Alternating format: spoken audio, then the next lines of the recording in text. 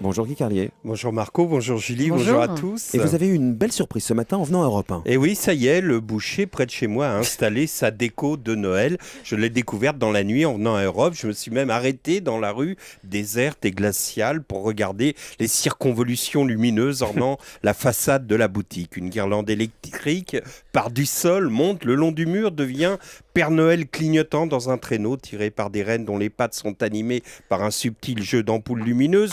Puis après quelques volutes, la guirlande dessine un nain portant une hache. Puis après d'autres enroulements, elle cerne un ours polaire en polystyrène. Sur la vitre, la patronne a inscrit avec un petit pinceau et de la peinture blanche les spécialités que l'on peut d'ores et déjà commander pour les fêtes, d'une écriture scolaire appliquée avec des pleins et des déliés, une écriture de certificat d'études.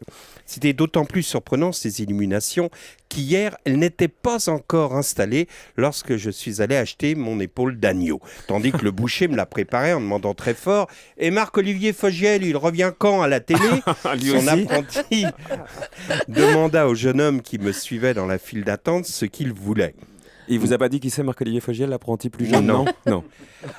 Il y a de l'espoir, Marco, pour votre carrière. Une tranche de jambon, répondit le jeune homme qui me suivait. Il tendit un ticket restaurant à la patronne qui trônait à la caisse, qui le prit en soupirant.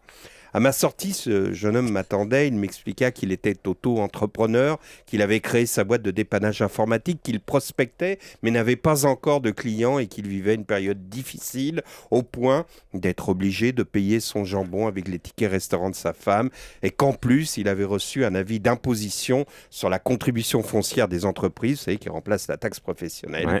Il conclut en me disant « Si vous pouviez en parler à la radio, ce serait sympa ».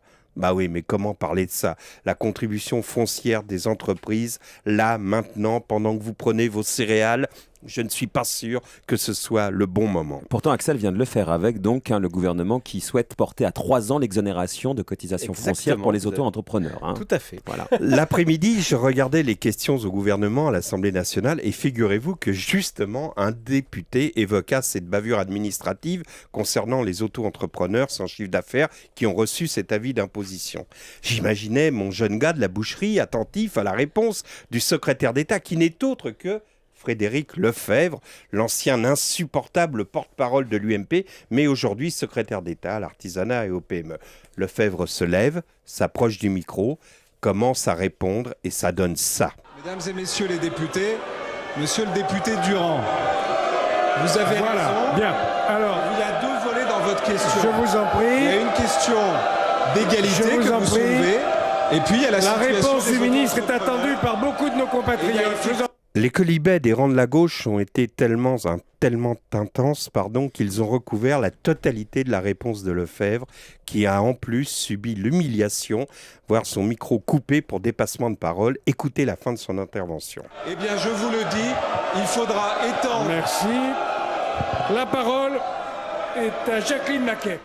Mais le pire, c'est que les députés de droite, ne voulant pas laisser le monopole de la connerie parlementaire à la gauche, se sont vengés façon cours de récré du CP, puisqu'aussitôt après, ils ont à leur tour recouvert de leurs cris et du bruit de leur pupitre la question suivante posée par une députée socialiste. Ah, qu'est-ce qu'on s'est marré hier à l'Assemblée nationale. Il paraît qu'un rire vaut un bon beefsteak, peut-être. Mais ce dont je suis sûr, c'est qu'un bon rire de député ne vaut pas une tranche de jambon payée avec un ticket restaurant.